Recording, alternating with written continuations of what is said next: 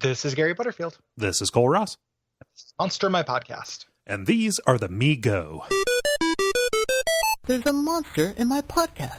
Yeah.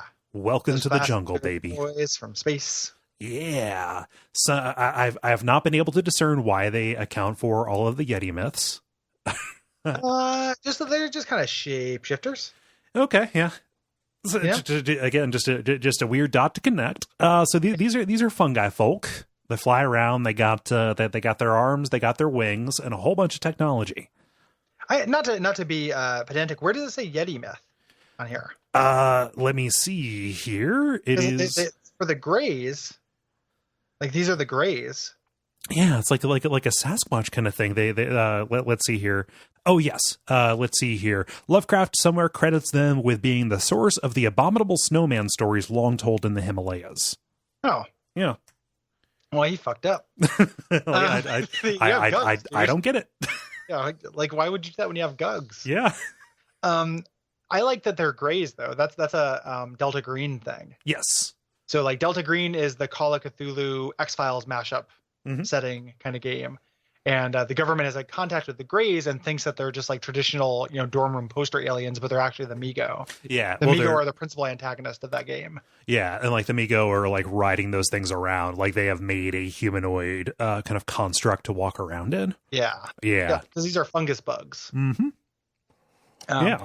And pretty great. The Whisper in the Darkness is a really great story. It's my favorite of the movie adaptations from the H.P. Lovecraft historical society or whatever. Yeah. The Whisper in the Darkness is excellent. Nice. Like it is a great horror movie.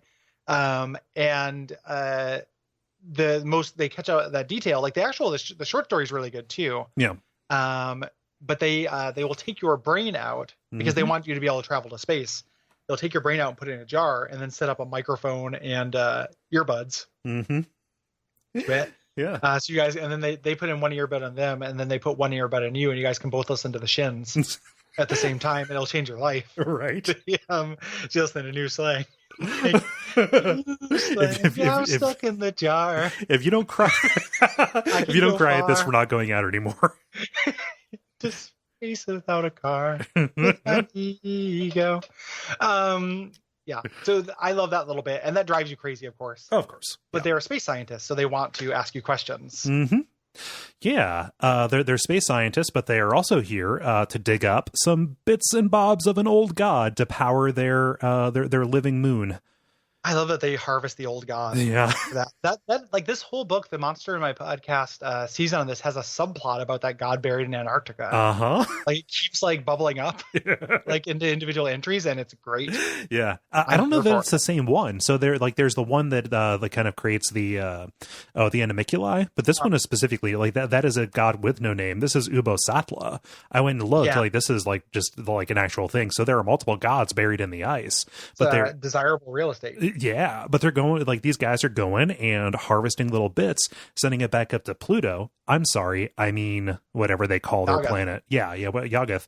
And building this brain inside Charon, their biomechanical moon that will help them travel through space and restore their empire. Time and space and restore their empire. Yeah, I would like them to complete that moon. Yes. Like, I just feel like that would be better for everyone, especially for the Migo. Well, I mean, primarily. I mean, we're not naive here. Primarily for the Migo, but I think I'd be willing to give them a W. Yeah. They're scrappy. They think they've earned it. Yeah. Yeah. They're good. I love them. I love the Migo. Yeah. They're spooky. I don't know if I have a good stinger to go out on other than just telling people to watch that movie. I think I don't think a lot of people have seen it. We can end on a reco. What? We can end on a reco. I was like, who's a reco? Yeah. I was scanning the text for like, the Migo worship a gigantic honeycomb named a reco that like, or something like that. And I was like, what the fuck is a reco, dude? Like a cool abbreviation.